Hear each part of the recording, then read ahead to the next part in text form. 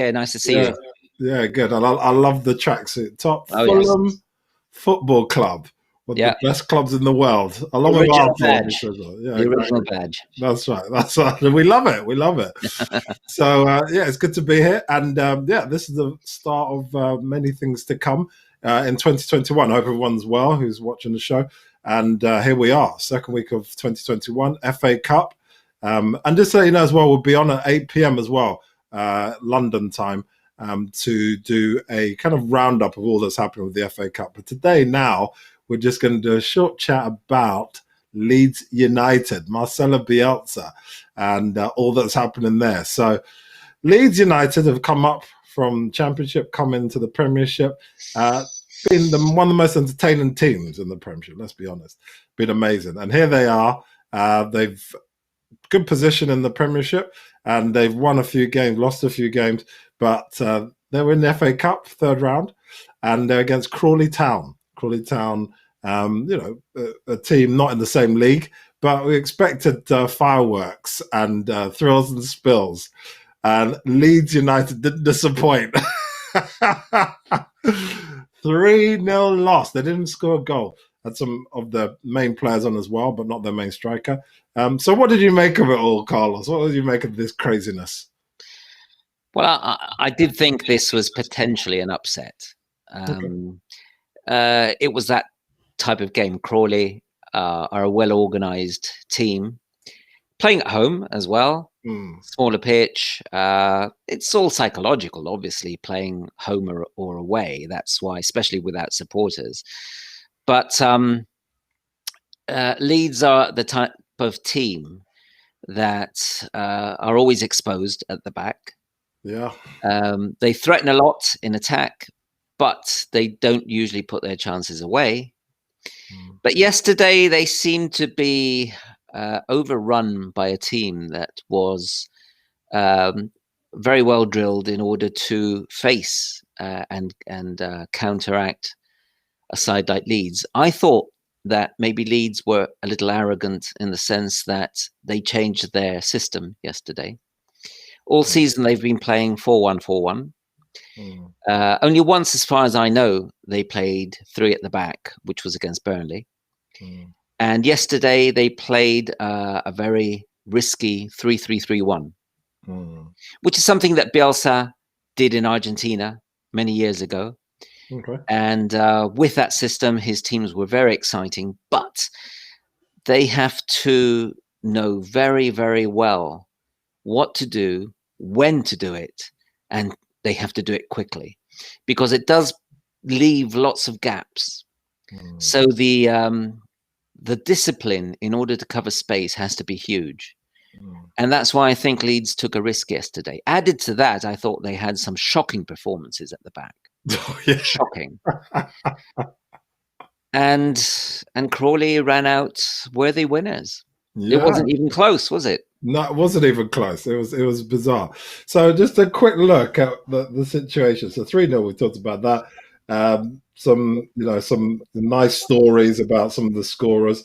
One of the guys, I think Nick Torasula, he was a player who was jettisoned by lots of teams. He had a car accident, and then he came back after that, and he scored a goal, which is nice. But just looking down at the situation, they also had a reality star player for them, Crawley Town. The main thing that's the difference here. So Leeds had 71% possession, 29. We know possession doesn't mean anything. Passes 5-5, 5-2, 2-3. But it was the shots on target that made the difference. And for me, what it shows is that there's an issue with the strikers for Leeds. I mean, tell me if I'm wrong. What's your thoughts on that? I mean, they rely a lot on Bamford, who wasn't playing. But even then, I mean, he struggled to really have the impact that we would expect. And Leeds as well. I think that's been Leeds' problem for a few years now. Even when they got promoted, they were creating the ratio of chances, not chances taken, but shots on goal, and chances created was not great. You see, they weren't transforming chances into shots, and they weren't transforming shots into shots on goal. Yeah. You see, so that is one major problem. But another one, I think, and it might even be more serious, is at the back, because Leeds do give everyone a chance. Yeah. When you play attacking football to such an extreme as Marcelo Bielsa, you are going to expose yourself. Of course, that's going to happen. It's inevitable. There's an expression that is used in Spain, which says that a football team is like a short blanket. If you cover your head, your feet are left uncovered. And if you cover your feet, your head is left uncovered. So therefore, if you attack, you expose your defense. If you defend too much, you might not have enough in attack. And I think that is evident with Leeds. They do have major problems at the back. Whenever they lose the ball, they pour forward so much that you always see them scuttering back, chasing to get back into position. But if the opponents set up a quick counterattack, it won't give Leeds time to reorganize in defense. And that, I think, is a major, major issue. Yeah, but look, isn't it entertaining football? I mean, as a fan of football, as a neutral, obviously, for me, as opposed to a Leeds fan, it's absolutely fantastic. I love it. Oh, yes, no doubt whatsoever. I love watching it. I've always been a fan of Bielsa and his teams because they've always been entertaining. The movement that you see off the ball, the way they attack space, and then the passing into space with players running onto the ball is unmatched. It's unequaled anywhere. He's the manager who does that the best. And to be honest, even if I was a Leeds supporter, I'd still be happy. Yeah. As a Fulham supporter, I would love Bielsa to be at Fulham, even if it meant conceding a lot of goals. Leeds have conceded more goals than most teams in the Premier League. And yet, they're not down at the bottom. No, there we go. Look, we got them there. Look, they are doing amazingly well. 12th position in the first year up. They haven't been up for years. And it's amazing. And -3 goal difference. So it means they're scoring, but they're conceding a lot. But they're not scoring in proportion to what they're creating. Now, if they did score in a reasonable proportion, then we'd be talking about a team challenging for the Champions League because they do create a lot. Yeah. Also, I think what we have to state very clearly is that they don't seem to have good enough players. No. I think the only reason why they got promoted last season was because of Bielsa. The only reason why they're doing well in the Premier League now is because of Bielsa. The quality of player they have now at Leeds United is, in most cases, championship standard. Yeah, I agree. It's true. It's so true because and some managers are like that. Some managers can get the best out of their players and get them to a level which, they probably would never get to with someone else. That's the fact of the matter. It can work both ways, but Leeds definitely, I would agree, shouldn't by rights be 12th. But look at the situation. Aston Villa. It's obviously a funny year. We know it's funny, but Aston Villa are 8th, Southampton are 6th, Leicester are 3rd. All teams which are traditionally not in the top 6. So it is that kind of year. But overall, like you said, I mean, if you're a Leeds supporter, I mean, you'd be ecstatic, surely. Now, think about a situation. Obviously, they lost yesterday, but the Bielsa actual magic, has it failed or not? What's your thoughts on that? I mean, give me your thoughts. Sorry, whether his magic has failed on keeping the team where they are and doing what they do, because they've lost. Obviously, they lost yesterday 3-0, and they lost against Tottenham 3-0. But they have played, like I said, 17 games. Showed you that 17 games, 23 points. They're not going to get dragged into a relegation battle, are they? I don't know. I wouldn't discount it. I wouldn't dismiss the possibility. Okay. But I wouldn't say his magic is failing. I think They did go through a rough patch earlier in the season when they lost at home to West Ham, and I think they didn't win in 5, and then they came back and won the last 2, and now they lost against Tottenham and Crawley. The funny thing is that Bielsa has never won an FA Cup match. That was his 3rd FA Cup match. Wow. And he's lost all 3. Wow. I'm not saying he's to blame, of course. It's just a coincidence, an unhappy coincidence for Leeds United. I think he will continue to offer a good brand of football. Leeds will continue to be entertaining. Now, I have been saying since the end of last season when we started doing these videos that Bielsa's style is very demanding, physically demanding on his players. And that there comes a time in the season when players lose their freshness and they begin to struggle. Yeah. Now, recently, I'm really sorry I can't remember her name, a former female player, England international, right, was slaughtered in social media and by some professionals for saying that Leeds were promoted because COVID gave them a chance to get their strength back. Yeah. We said this towards the end of last season, before the season ended. Now, people who criticized her were talking rubbish. Yeah. They don't know Bielsa, they don't know his style, they don't know his history. I even saw one journalist from Sky, or used to be Sky, I can't remember. I'm sorry, I'm terrible with names, and I can't remember his name. But he pointed to the fact that Leeds had won their final 5 matches before lockdown as a good case for disproving the England international's theory. But I thought that wasn't a good enough case, because we're talking about February. Had there not been an interruption, who knows how Leeds would have been physically in April, for instance. Yeah, good point. Yeah. With more matches without an interruption. I don't care what they did in February.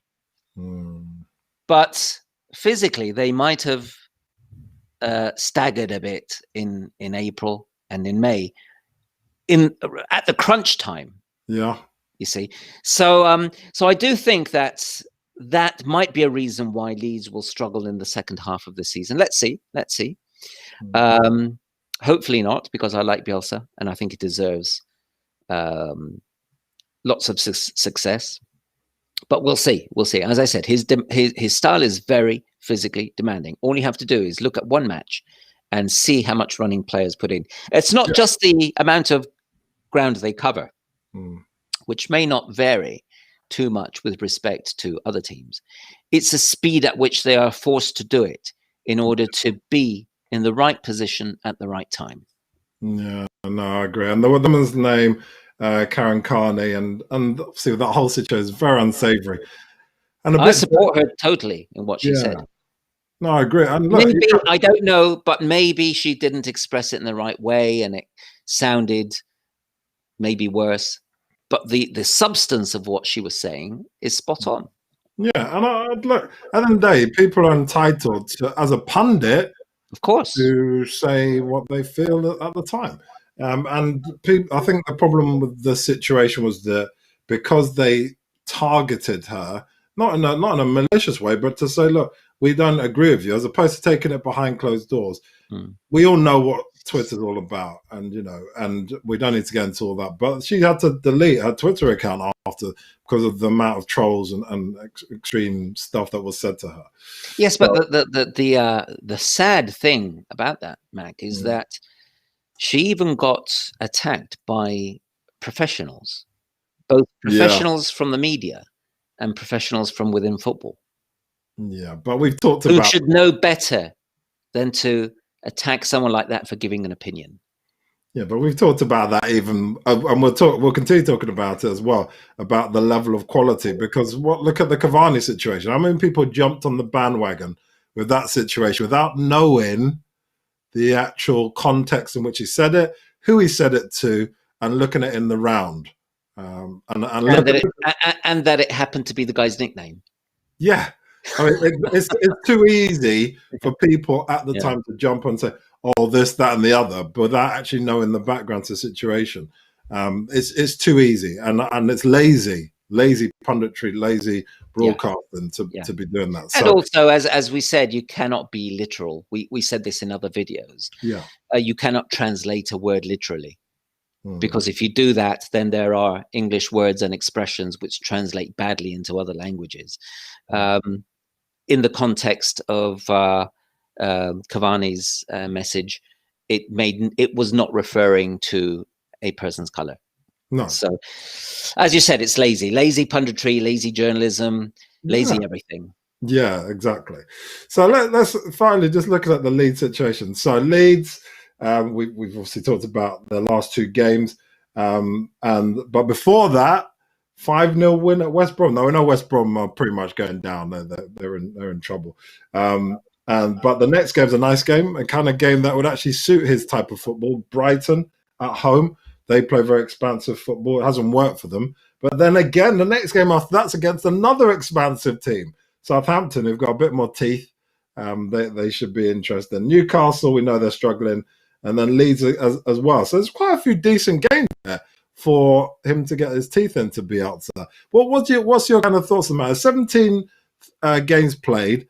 There's 38 games in the season, so we still got 21 games to go. So we're nearly at halfway stage. I mean, what's your thoughts on the next few games? How do you think Leeds are going to fare? I think it's very important for them to get points early. And when I say early, I mean in the first half or 2/3 of the season, because I do think that they will tail off towards the end. Yeah. So the more the better for them at this stage, and I think they should do enough. They're, as you say, a team that entertains, but we're looking at this not only from a fan's point of view. We have to look at it uh,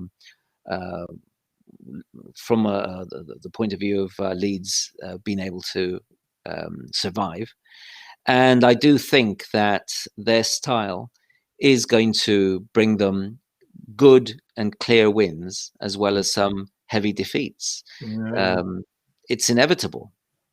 This is what Bielsa has decided to do. Mm. He knows very well that his style means either a great win or a heavy defeat, and he's prepared to go with that and bet on that style. Mm. So all power to him, and I think it should be enough. Even though, as I said, the squad isn't really good enough. Yeah. But what he does with that squad is marvelous.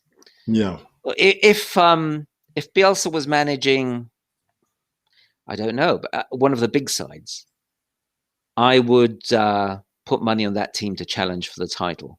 I'm not sure they would win it because of what I was saying, the physical demands, but they would be challenging. Well, there might be an opening at Chelsea soon, so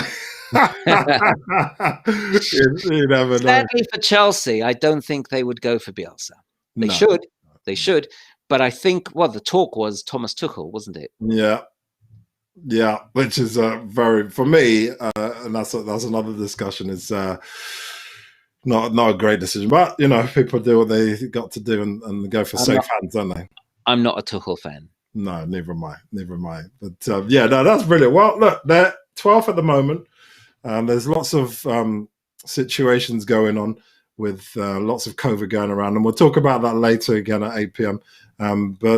Yeah, we'll see what happens going forward. So, look, I think we both agree that for Bielsa, his magic hasn't faded. He's still got plenty to offer, and ultimately, you know, Leeds are mid-table. Yes, it was a heavy defeat and an embarrassing defeat. I mean, the second goal was ridiculous. Went under the goalkeeper. Goalkeeper saw it. That was ridiculous. Yes, but also the ball was lost on the left. Yeah. A diagonal ball straight to Crawley player with only 3 Leeds players at the back. And of course, that set up a very dangerous counter-attack. And it was a double mistake from the player who played the pass, from Kiko Casillas, the goalkeeper, who didn't really cover himself in glory. And, you know, these things happen. Yeah. I'm talking about the results now. I'm talking about the results, not the double mistake in that goal. That was shocking. But results like this happen in the FA Cup. I wouldn't read too much into it. Although, as I said, Leeds set themselves up sometimes for embarrassing matches like this one. Yeah, no, it's true. It's true. But we'll do a roundup of the rest of the FA Cup games. We'll do that later on at 8 p.m. But yeah, it's great to talk about Leeds. Great to talk about their situation and how they're doing. So yeah, join us at 8 p.m. Thank you, Carlos, for joining us for a short bulletin now. And yeah, join us and leave some comments if you want. So it's great. Thank you for joining us. Thank you for watching. Don't forget to like and subscribe to the YouTube channel.